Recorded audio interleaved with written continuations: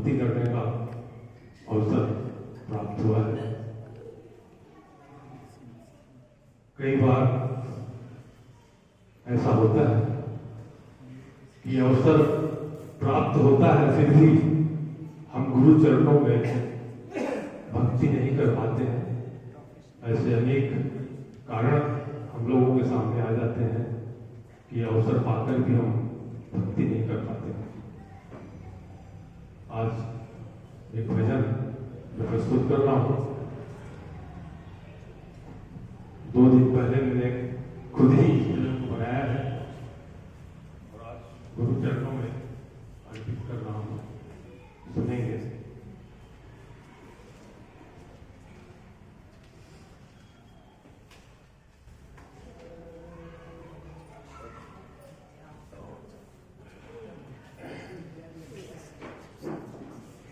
संसार है एक बंधन,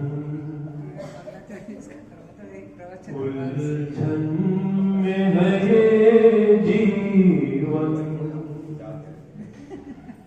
भव पार करो गुरुवर, करते तुमको वंदन। संसार है एक बंधन, उलझन में है ये जीवन, भव पार करो गुरुवर, करते तुमको वंदन। जीवन के तो राहें पर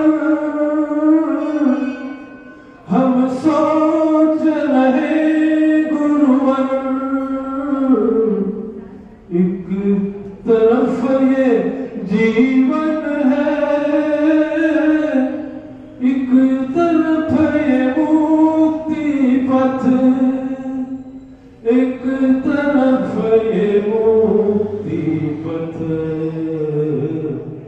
जाए तो किधर जाए, अब तक न समझ पाए, भव पार करो गुरुवर,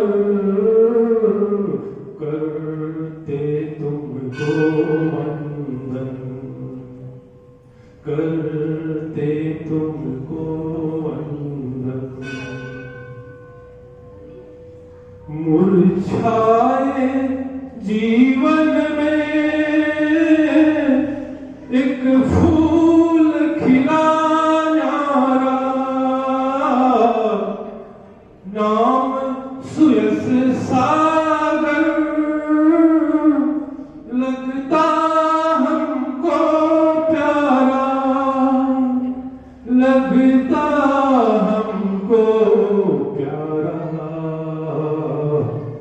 अब छोड़ नहीं जाना, हमको नहीं भटकाना, अब तक तो दया की है, आगे भी दया करना। संसार है एक बंधन, उलझन में है ये जीवन, भव पार करो गुरुवर, करते हैं तुम्हें वंदन, करते हैं तुम्हें वंदन, करते हैं तुम्हें वंदन। धन्यवाद।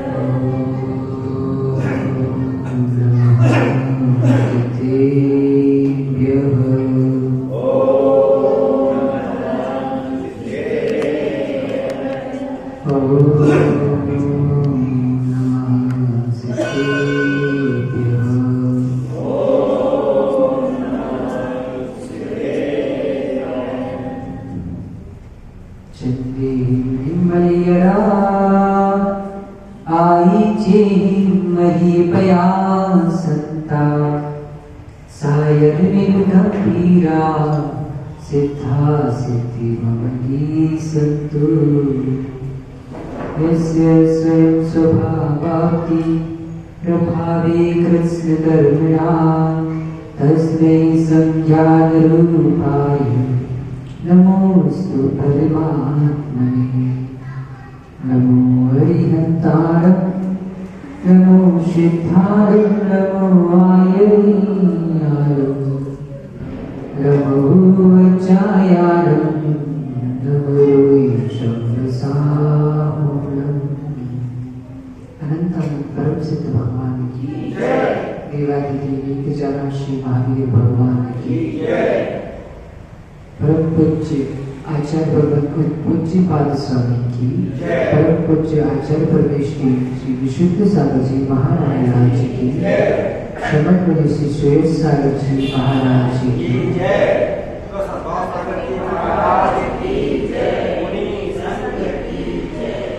मनीषी हम सभी का आज यह महामंगल नववर्ष एक धर्म का नया संदेश सुना रहा है कि जैसे नववर्ष के आने पर हम अनेक नए नए योजनाएं कल्पनाएं और प्लानिंग्स में लग जाते हैं कि अब हमारा यह वर्ष कैसा व्यतीत हो, यह हम सोचते हैं। ठीक इसी तरह भगवान महावीर स्वामी ने कहा कि भूत भूत हो चुका, भविष्य अजन्मा है। भूत तो नष्ट हो चुका है और भविष्य जो है वह अजन्मा है, अभी जन्म नहीं हुआ है। तो वर्तमान में हम प्रतिक्षण सजगता का जीवन जिए, यही भगवान महावीर स्वामी का संदेश है। क्योंकि वर्तमान ही भविष्य का जनक है। जो हम वर्तमान में क्रियाएं करते हैं वही भविष्य में फल रूप प्रतिफलित होती है। आचार्य भगवान पूज्यपाद स्वामी कह रहे हैं कि परोकृति उत्सृज्य स्वरूपकारो परोभव उत्कुर्वन् परस्यागे दृश्यमानस्य लोकवत्। हे भव्य, अनंत पर्याय हमने पर के उपकार में निकाले।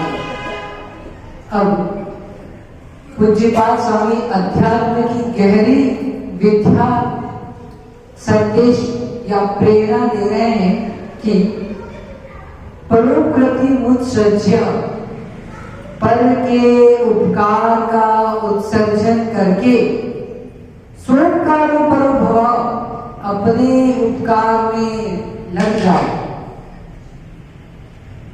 उत्कुर्वन् परस्याग्यो दृश्यमानस्य लोकवत्, कि पूरा संसार क्या पर के उपकार में ही लीन देखा जा रहा है। संसार में कहा जाता है कि परोपकार सबसे श्रेष्ठ कार्य है, लेकिन संसार का श्रेष्ठ कार्य परोपकार है, लेकिन जिसे मोक्ष का लक्ष्य है वह परोपकार से भी छूटकर निज आत्मा के उपकार में लग जाता है। यहाँ आपको पर से छूटने की प्रेरणा दे रखी है। जितना जितना पर कर्म में जीव आसक्त होता है, उतना उतना उसके परिणाम पररूप होते हैं। कैसे? जैसे जेन परिणपतत्वम तत्कालम तम्यम ही परिणतम। जिस समय जीव का जो उपयोग होता है वैसा ही जीव परिणत होता है। जीव के उपयोग में क्रोध चल रहा है तो वह क्रोध रूप है। मान चल रहा है तो मान रूप है, माया लोभ चल रहा है तो वह तज्जन्य रूप ही है। शुभ चल रहा है, प्रशस्त चल रहा है तो वह प्रशस्त रूप है। तो बहिर्ज्ञेय से बहिर्ज्ञेय जो है वह ज्ञान में प्रवेश करते नहीं। आप सभी लोगों ने दर्पण देखा क्या? तो दर्पण में कभी आप प्रवेश किए क्या? दर्पण क्या करता है वीरू भैया? प्रतिबिंब दिखाता है, बस वही कार्य हमारे ज्ञान का है। जैसे एक दर्पण सामने खड़े व्यक्ति का प्रतिबिंब दिखाता है, व्यक्ति का एक अंश मात्र भी दर्पण में प्रविष्ट नहीं हुआ, इसी तरह जीव का ज्ञान जो है वह पर वस्तु को प्रतिबिंबित करता है। विज्ञान की भाषा में बोलते हैं ना, रिफ्लेक्शन होता है। तो यही जो आपका परावर्तन का सिद्धांत चलता है विज्ञान में, ज्ञान में ये का प्रतिबिंब होता है, तद अनुसार निमित्तों को पाकर ज्ञान भी निमित्तिक जो है तद्रूप परिणमन करता है। यह निमित्त नैमित्तिक संबंध है, रसायन का सिद्धांत है। मैं यहां से कुछ बोल रहा हूं और आप लोग सिर हिला रहे हैं, ये रसायन की क्रिया चल रही है, निमित्त नैमित्तिक संबंध चल रहा है। अब अगर निमित्त सर्वदा ही नैमित्तिक को प्रभावित करता है ऐसा मानते हैं तो कोई भी मोक्ष नहीं जा पाएगा। सिद्ध भगवान को फिर भगवान 24 तीर्थंकर भगवान मोक्ष कैसे गए? वह पर के उपकार को छोड़ करके अपने उपकार में लीन हुए, पर से दृष्टि हटाई और अपने निज पर दृष्टि किया, तो इसी आत्मविद्या के बल पर वे जीव मोक्ष को प्राप्त हुए। तो मोक्ष जाने की विद्या यही है, जितना जितना हम पर से परिचित होते जाएंगे उतना उतना हमारा संसार बढ़ता जाए, और जितना जितना पर से राग कम होगा, आसक्ति कम होगी स्व के प्रति, हमें पर का आलम्बन छोड़कर निज में प्रवेश करना है यदि मुक्ति को पाना है तो इस तरह पूज्यपाद स्वामी ने बताया कि पर का उपकार छोड़ करके अपने उपकार में लीन होना, यही धर्म की सर्वश्रेष्ठ कला है। एक क्रिया रूप धर्म हो गया, पूजन करना, अभिषेक करना, सामायिक करना, एक स्वभाव रूप धर्म है। स्वभाव रूप धर्म यही कहता है कि जब तक पर पे दृष्टि है तब तक हम विभाव में, किसमें हैं हम? विभाव में।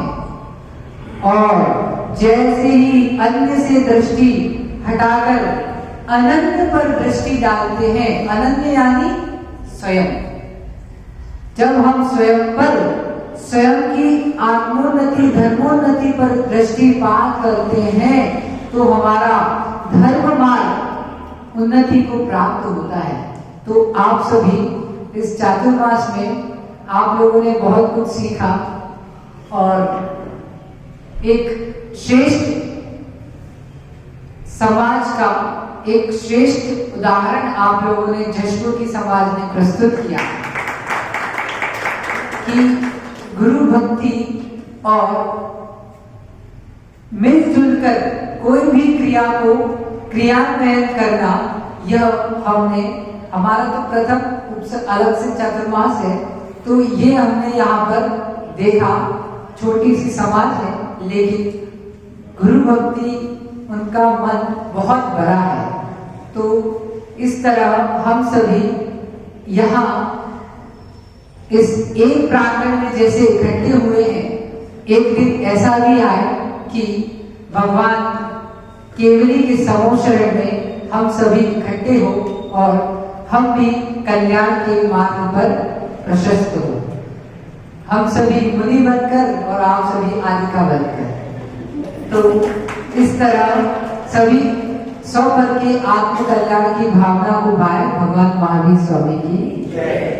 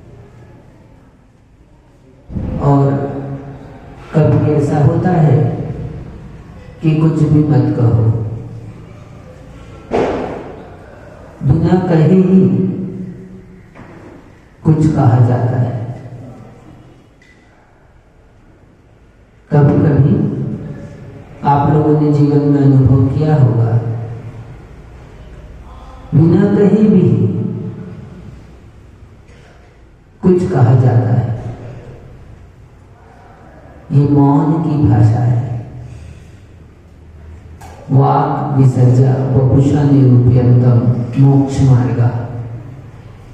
आचार्य भगवान पूज्यपाद स्वामी ने कहा है, जिन्होंने वचनों का विसर्जन कर दिया, ऐसे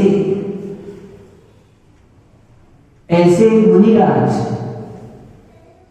जिनका वपुषा यानी शरीर ही हमें मोक्ष मार्ग का उपदेश देता है, उनकी काया, उनकी चर्या ही देखकर हमें ये बोध हो जाता है कि संसार, सुरेश भी कह रहे थे, ऐसा है, संसार असार है। जिस दिन ये समझ में आ जाता है उस दिन हमें सार मिल जाता है। जीवन में कब मिलेगा सार, ये सोचने की बात है। आज नया वर्ष है तो नए वर्ष में कुछ नया मिलना चाहिए। और भी आचार्यों ने भी कहा है, सही है, हमें भी नया मिलना चाहिए। हम लोगों ने भूत में, पिछले वर्ष में, गत वर्ष में, पिछले समय में, भूतकाल में काय से गलत क्रिया की, वचनों से गलत प्रलाप किया और मन में अशुभ विचार किया। हम लोग भूत में आज तक यही करते आए। आचार्य भगवान गौतम स्वामी ने भी कहा है, जब हम लोगों का बृहद प्रतिक्रमण होता है तो उसमें आता है वर्णन कि भावे में ना भावे में,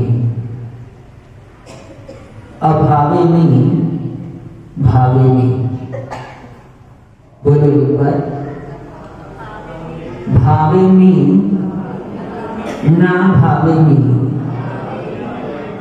अभावे में भावे में। आचार्य ने छोटे छोटे से सूत्र दिए लेकिन बहुत गहरे हैं। अनादिकाल से हम लोग संसार में रह रहे हैं और वही चतुर्गति 84 लाख योगियों में भ्रमण चल रहा है और हमने वही भाव किए आज तक। तो अब नया करना है नए साल में। हाँ, जसपुर में रहते रहते बहुत दिन हो गए। हाँ जगू भैया, जसपुर में रहते रहते बहुत दिन हो गए। वही पुराना जीवन जीते जीते बोर नहीं होते आप लोग? हाँ नहीं होते? तो इसलिए आचार्य भगवान कह रहे, डॉक्टर साहब, जो हमने अनादिकाल से भाया है वही राग देश के परिणामों को, वही कषाय के भावों को, उन्हीं विकारों को अब नया है तो भावे में ना भावे में। अभी तक जिनको भाया है अब हम उनको नहीं भाना चाहते, अब वो भाव नहीं बने हमारे, अब हमारे नए भाव बने। ऐसे भाव बनाओ। क्या जो भाव आज तक बनाया हमने, अब हमको वो भाव नहीं बनाने, अब तो नए बनाने हैं। कैसे? 5 इंद्रियों के, विषयों के, राग द्वेष के, क्रोध मान माया लोभ के, जितने प्रकार के संसार के परिणाम हो सकते हैं वो सब परिणाम हमने अनादिकाल से किए। भूत में वही किया सब हमने। लेकिन अब नया साल है ना आज, तो नया करना है। यदि वही किया तो नया क्या रहेगा? यदि वही करने लगे हम तो हमारा नया साल नहीं कहलाएगा। एक नए वस्त्र पहनते हो तो अभी आज मान लो पहना है आप लोगों ने, तो क्यों नया पहनना चाहिए? कुछ नया, नए साल में नया होना चाहिए। तो ऐसे जब शरीर के लिए, भोगों के लिए, विषयों के लिए हम नया खोजते हैं, तो भावों के लिए भी नया खोजो। इसलिए कहा कि भावे भी, जिन भावों को भाया है अब ना भावे भी, उन भावों को नहीं भाता हूं। और रुपया अभावे भी, जो भाव हमारे आज तक नहीं बने, सम्यक दर्शन, ज्ञान, चारित्र रूप मोक्ष मार्ग के परिणाम, मुक्ति के परिणाम, भावों की विशुद्धि, देव शास्त्र गुरु के प्रति विशेष समर्पण, ऐसी विशुद्धता भावों की जो हमने नहीं प्राप्त की है, अब उनको प्राप्त करना है। इसलिए कहा अभावे में, जो भाव नहीं बनाए अब भावे में, उन भावों को बनाना है, तब तो होगा नया साल। नहीं तो वही सब पुराना, वही राग, वही द्वेष, वही क्रोध, वही मान, वही माया, वही लोभ, सब वही है। बस इतना होता है अंतर, व्यक्ति बदल जाता है। हमारे सामने वाला व्यक्ति बदल जाता है। आज इससे राग है, कल उससे द्वेष हो जाए, आज नए व्यक्ति से राग हो जाए। आज इस पर क्रोध आया है, कल दूसरे पर क्रोध आ जाए। क्रोध हमारा पुराना है, सामने वाला व्यक्ति नया हो सकता है, और नया हमारी दृष्टि में है तो वो भी पुराना ही है। तो भावों की दृष्टि से हम तो पुराने ही हैं अभी तक। कब से हैं? प्राचीन, पौराणिक। कौन है पौराणिक? ये क्षेत्र पौराणिक क्या कहते हैं? ऐतिहासिक नगरी है, ऐसा कहते हैं ना। तो नगरी पौराणिक नहीं है, हम ही पौराणिक है। उस नगरी से भी ज्यादा प्राचीन यदि कोई है तो वो हम ही है। इसलिए उस प्राचीनता में नवीनता के लिए हम चर्चा कर रहे थे प्रेम की। आचार्य भगवान कह रहे थे कल कि भाग्यशाली, सौभाग्यशाली का भाग इस लोक में और परलोक में यदि प्राप्त होता है तो वो केवल प्रेम के कारण से प्राप्त होता है।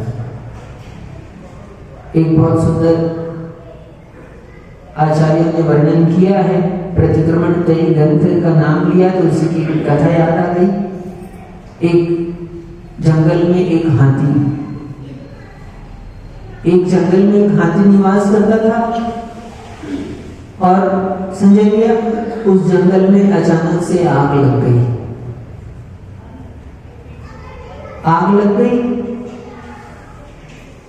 तो जहां पर हाथी निवास करता था वहां एक बड़ा सा वृक्ष था, और वृक्ष के समीप हाथी ठहर गया, और शेष धीरे धीरे जंगल जलना प्रारंभ हो गया। अब जंगल में लगी आग तो आप समझते हो कौन बुझाए? तो जंगल की आग धीरे धीरे बढ़ने लगी, और जो वन्य प्राणी थे, पशु पक्षी थे वहां पर, वो सब उस जहां आग बढ़ती जाती तो वो स्थान छोड़ छोड़कर आगे बढ़ते जाते। उनका कोई सहारा, कोई ठिकाना नहीं दिखा उनको। भागे तो कहां भागे, चारों ओर आग। हम भी देखते हैं जंगल में आग लगी है, लगी कि नहीं दिखी? अब किन्हीं को आग? हमको आग नहीं दिखती। हाँ, हम लोग देखते हैं। हम लोग कैसे हैं? अभी स्टोकलेस ग्रंथ कह रहे थे, उसमें आचार्य भगवान ने कहा कि हम लोग कैसे हैं पता है? हम लोग एक पेड़ पर बैठे हैं और जंगल में चारों ओर आग लगी है, और हम सोचते देखते हैं, अरे डॉक्टर साहब का पेड़ जल रहा है, हाँ सुरेश भैया का पेड़ जल रहा है, संजय भैया, हाँ अध्यक्ष जी का पेड़ जल रहा है, लेकिन हम जिस पेड़ पर बैठे हैं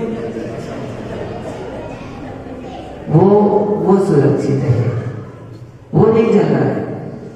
दूसरे का पेड़ जलता हुआ दिख रहा है, लेकिन अरे क्यों भूल जाते हो, तुम भी तो उस जंगल में हो, और तुम भी तो उन पेड़ों से, वृक्षों से घिरे हो, अग्नि से घिरे हो।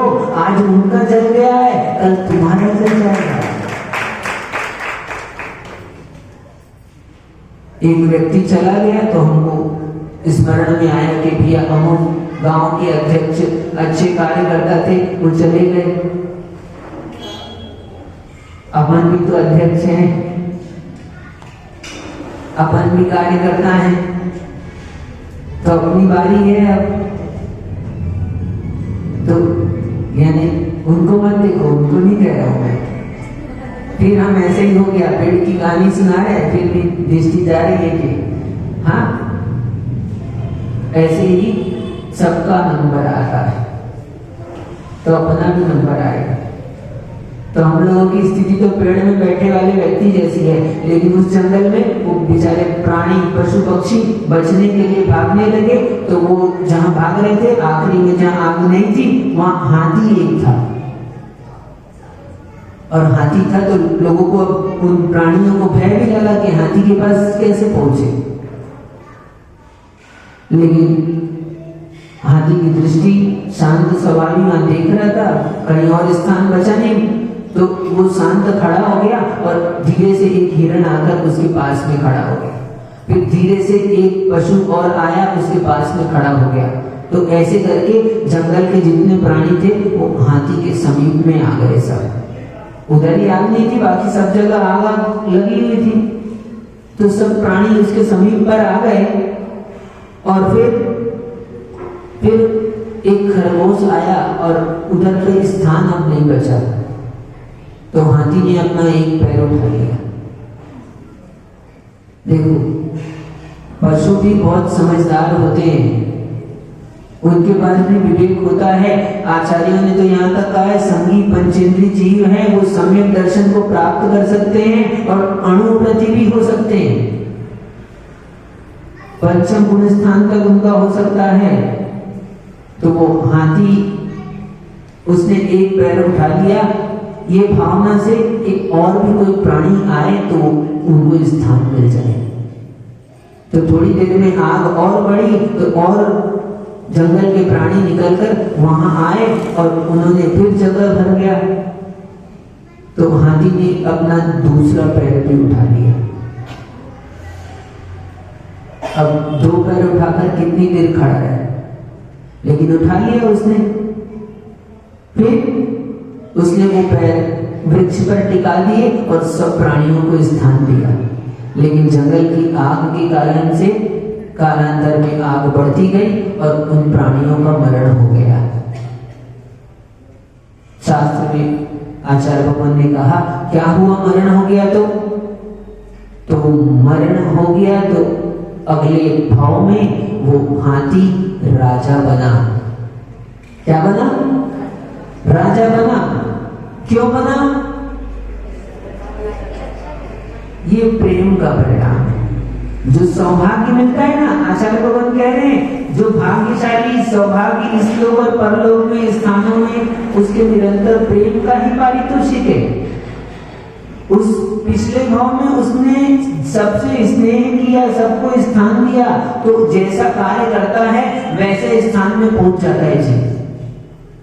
वो जंगल का प्राणी मात्र होकर भी उसने सभी पर दया की, सभी पर प्रेम किया, और ये भावना भाई कि सबको कल्याण हो, सबको स्थान मिले। तो इसी निमित्त से, इस भावना से उसका मरण हो जाने पर भी उसको अगले भाव में राजा का स्थान मिला, राजा बना वो। क्योंकि राजा बना तो फिर उसका कार्य क्या?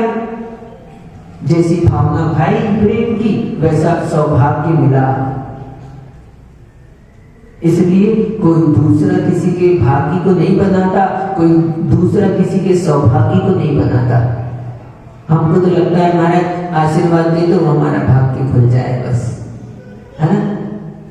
ठीक है, शायद महाराज के आशीर्वाद से हाँ उत्साह बढ़ जाता है, मन लगने लगता है काम में, तो हो सकता है। लेकिन होता करने वाला कौन है? कोई दूसरा नहीं करेगा। आप सोचोगे दूसरा करे तो दूसरे के भरोसे रहोगे तो कुछ भी नहीं होने वाला है। बोले महाराज अब आप जब तक थे तब तो प्रवचन सुनते रहे, धर्म ज्ञान होता रहा, मन लगता रहा, अब आप फिर क्या करेंगे हम लोग? तो दूसरे के भरोसे मत रहो। कब तक रहोगे दूसरों के भरोसे? जिस किसी के भरोसे रहोगे वो छोड़कर चला जाएगा, आज नहीं तो कल। क्या? जिस किसी भी दूसरे के भरोसे रहोगे वो छोड़कर जाएगा ही जाएगा, आज नहीं तो कल जाएगा। और फिर हम फिर दुखी होंगे, रोएंगे, चिल्लाएंगे। इसलिए दूसरों के भरोसे मत रहो, क्योंकि कोई दूसरा हमारे सौभाग्य का निर्माता नहीं होता, दूसरा हमारे सौभाग्य को बनाने वाला नहीं होता। हम स्वयं ही कार्य करते हैं, प्रेम करते हैं, विश्वास करते हैं, उससे हमारे भाग्य का निर्माण होता है। धर्म की आस्था, देव शास्त्रों की भक्ति, ये हमारे सौभाग्य का निर्माण करती है। आचार्य मंदिर आगे कहते हैं, आज कुछ बातें तो अभी इसमें इस ग्रंथ की आप लोगों को प्राप्त हो चुका है। ऐसे ही ग्रंथ कुरलगाह में हर एक घर में लगभग, है ना? नहीं पहुंचा तो देख लेना और जरूर इस पर विचार करना। इतने गहरे गहरे रहस्य एक ही पंक्ति में कि अभी भी अनुद्घाटित से हैं। अध्यक्ष जी अभी भी इनकी पंक्तियां पढ़ते हैं, बहुत अर्थों में तो समझ में आती है, लेकिन कुछ कुछ अर्थ अभी भी शेष रह जाता है। क्या? वे मूर्ख हैं जो कहते हैं, हम नहीं कह रहे, इसमें लिखा है, आप बोलो बीच में कहां से आ गई बात। वे मूर्ख हैं जो कहते हैं कि प्रेम केवल सद्गुणी मनुष्यों के लिए ही है। आचार्य भगवान कह रहे हैं, क्योंकि दुष्टों के विरुद्ध खड़े होने के लिए भी प्रेम ही एकमात्र साथी है। सद्गुणी व्यक्ति है, उसके पास में हम प्रेम से जाते हैं, तो सद्गुणी व्यक्तियों के लिए, मनुष्यों के लिए प्रेम है, केवल ऐसी बात नहीं है। कह रहे हैं जो दुष्ट मनुष्य हैं, अब आपके समझ में जो भी अर्थ है इसका, दुष्टों के विरुद्ध खड़े होने के लिए, दुष्टों के विरुद्ध खड़े होना है तो भी प्रेम ही वहां पर साथी है। कैसे? एक बछड़े से गाय को प्रेम होता है, और जब उसको प्रेम होता है तब ही वो सिंह के सामने भी खड़ी हो जाती है। हो जाती कि नहीं हो जाती? तो शेर के सामने, दुष्ट के सामने में खड़े होने के लिए उसके पास साहस कहां से आया? साहस कहां से आया? उसको अपने बच्चे के प्रति प्रेम नहीं होता तो वो साहस नहीं जुटा पाती। तो इसलिए कह रहे हैं दुष्टों के विरुद्ध खड़े होने के लिए भी, चाहे कोई कितना भी दुष्ट हो, उसके समक्ष खड़े होना है तो कुछ ना कुछ आपको किसी ना किसी से प्रेम होना चाहिए, तभी हम उसके सामने टिक पाएंगे। जाने तो दूसरे की बात, जब व्यक्ति को अपने जीवन से प्रेम होता है ना, तभी वो, देखो चीता कितनी तेज दौड़ता है कि नहीं? पवन भैया देखा कि नहीं?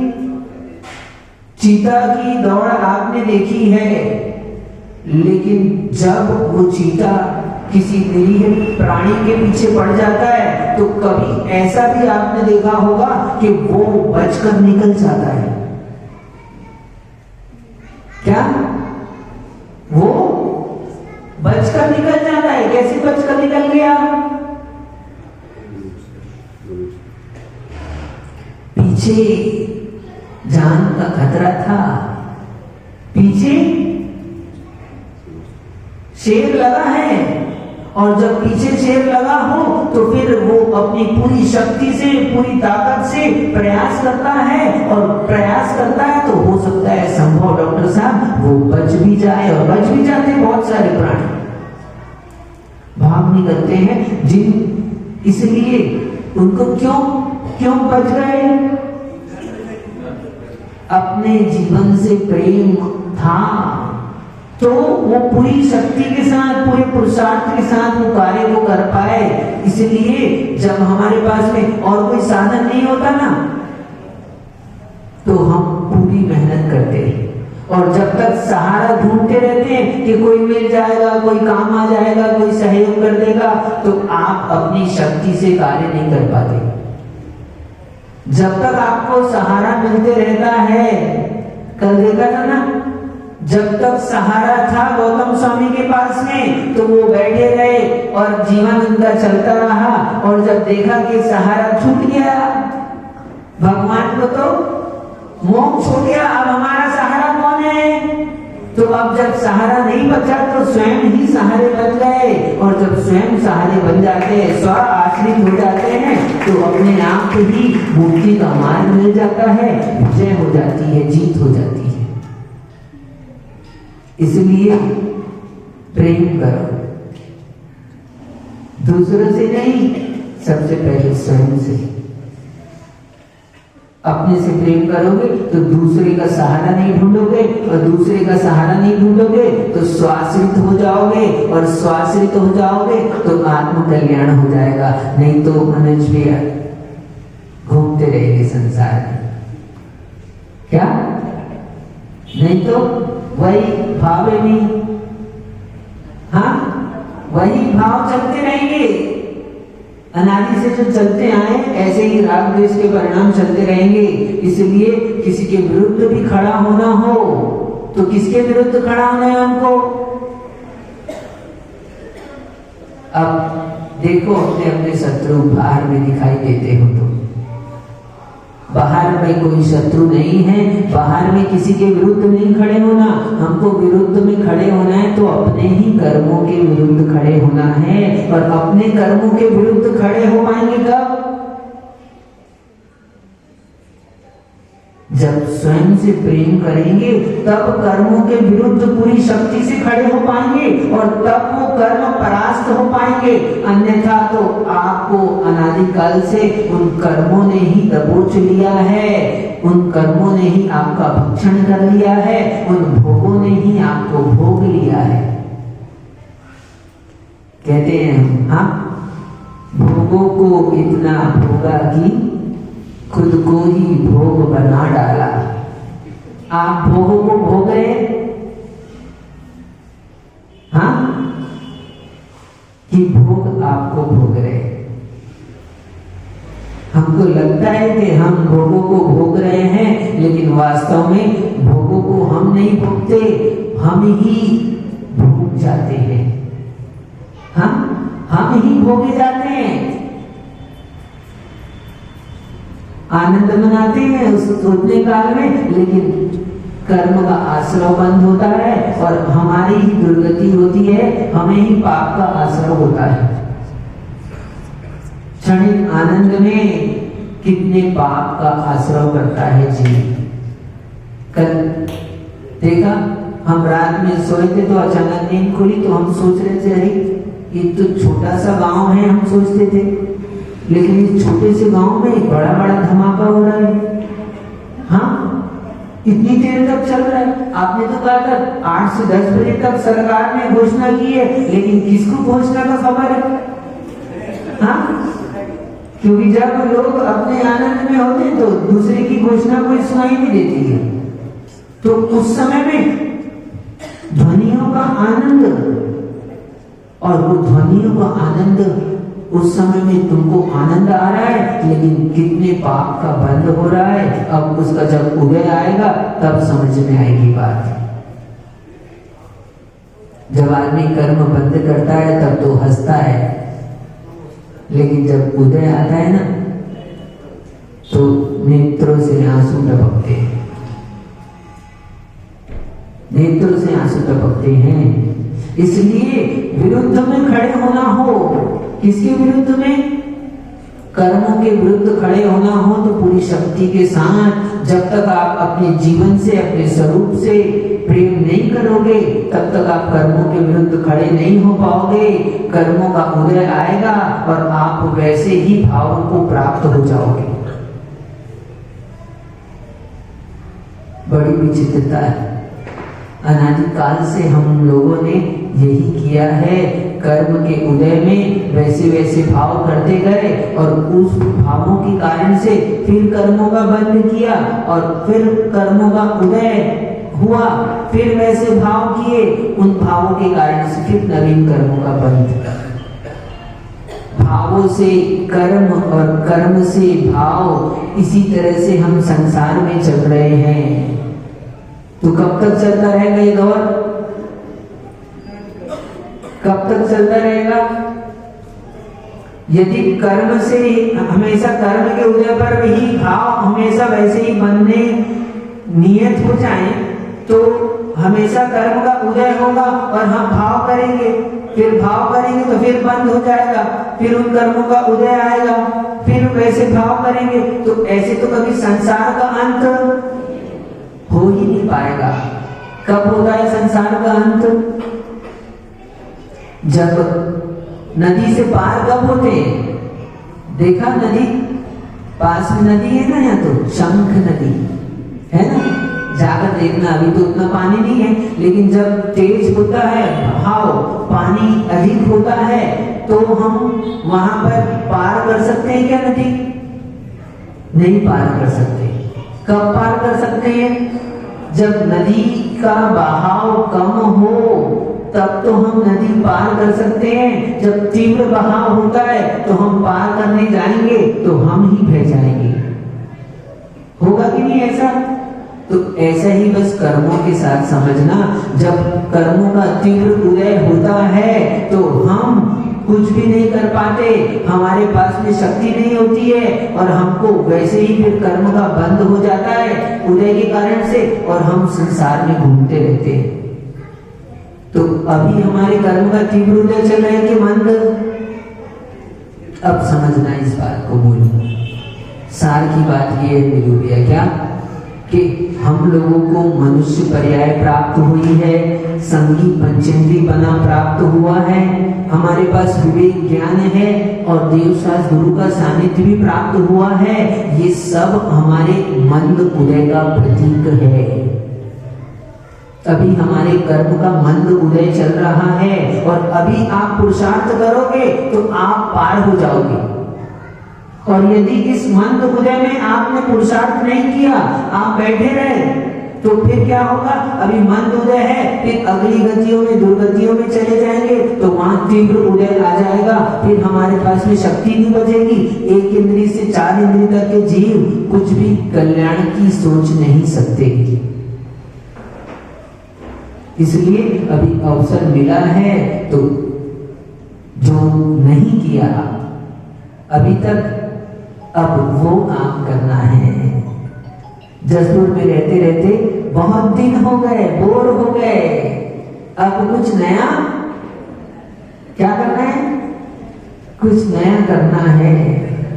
जो भावे नहीं, जो भाव बनाए थे उन भावों को नहीं बनाना, जो भाव आज तक नहीं बनाए ऐसे भावों को बनाना है ताकि हमारा नया वर्ष हो सके।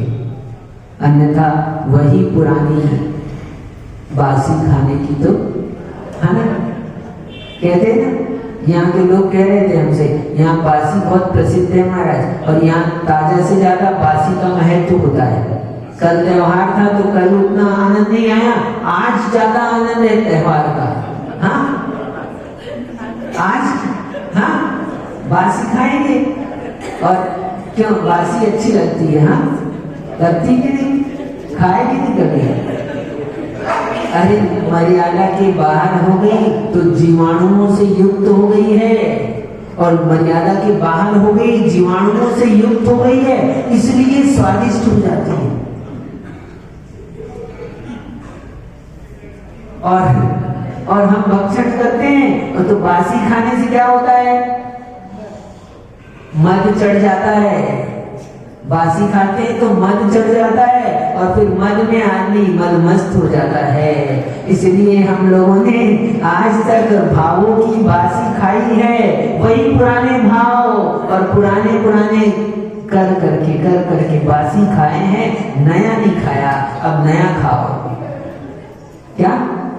अब नए भाव बनाओ, ऐसे भाव बनाओ जो भाव आज तक नहीं बनाए। ऐसे रत्नत्रय रूप सम्यक दर्शन ज्ञान चारित्र के भावों को बनाओ, ताकि हमको इस संसार में ना आना पड़े, हमको फिर बासी ना खाना पड़े।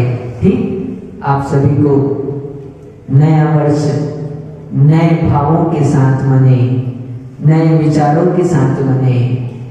काय से जो पाप किए, वचनों से जो पाप किए, मन से जो पाप किया, उन सब पापों से दूर होकर अब काय से पुण्य करे, वचन से पुण्य करे और मन से पुण्य करे। ऐसा कुछ नवीन कार्य करे जो हमारे उत्थान का कारण बने। इन्हीं मंगल भावनाओं के साथ जब ये परम पूज्य आचार्य भगवान विशुद्ध सरस्वती जी महाराज की